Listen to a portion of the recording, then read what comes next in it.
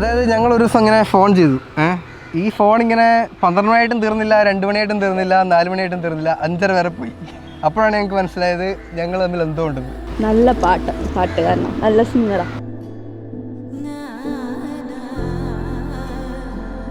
ജീവാംശമായി താനേ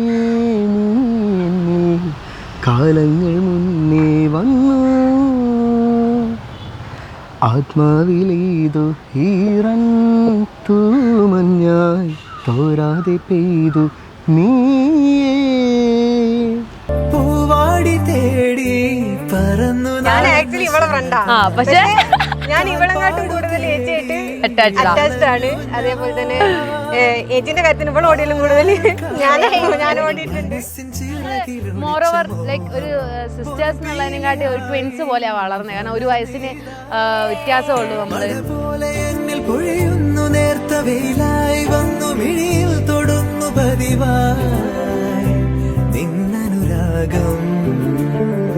ഒരു കാറ്റ് പോലെ പുണരുന്നു നെഞ്ചിൽ നിള പോലെ കൊഞ്ചി ഒഴുകുന്നിതെന്നു മഴകേ.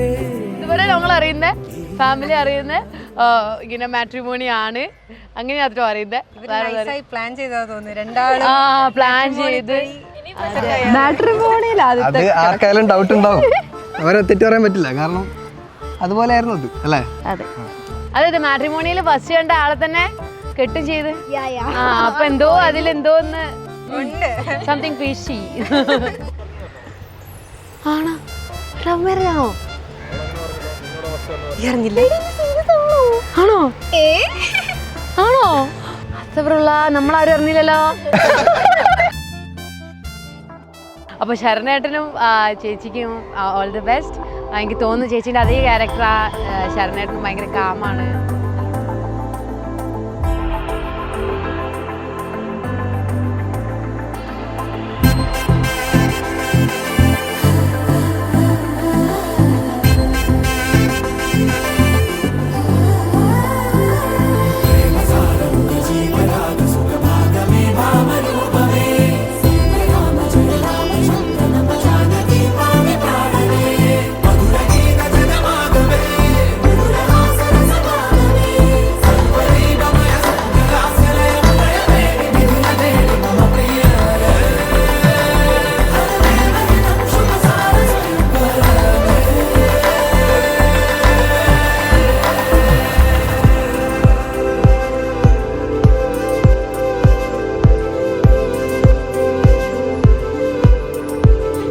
വാനമഴയെ പാതിമരമേ തേടുമരികാരെ ജാലമേ നീ ചാരമിഴിയെ കാരമൊഴിയെ കാതിലിനിയാരെ ഗാനമേ നീ.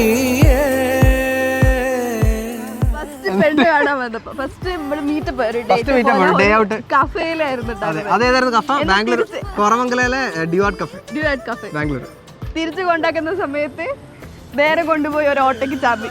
അത് ഈ ലെഫ്റ്റ് സൈഡിൽ കൂടെ ഒരു വൃത്തികെട്ട ബൈക്കുകാരൻ ഇങ്ങോട്ട് കയറി വന്നു. അപ്പോൾ ഞാൻ ഇങ്ങോട്ടേക്ക് എടുത്തപ്പം ഇവിടെ ഉണ്ടായിരുന്ന ഓട്ടോയിൽ കൊണ്ട് ഇടിച്ചു. എന്നിട്ട് അതിൻ്റെ സൈഡ് മുഴുവൻ കയറി.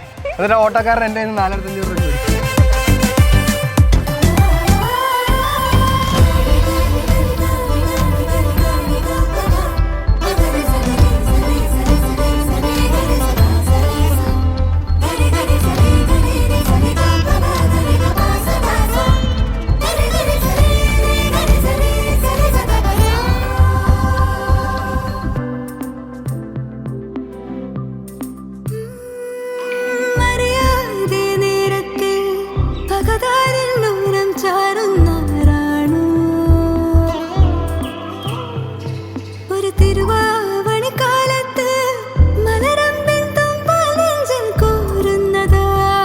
അപ്പൊ അമ്മൂനോ ശരണേട്ടനോ ഹാപ്പി മാരീഡ് ലൈഫ്.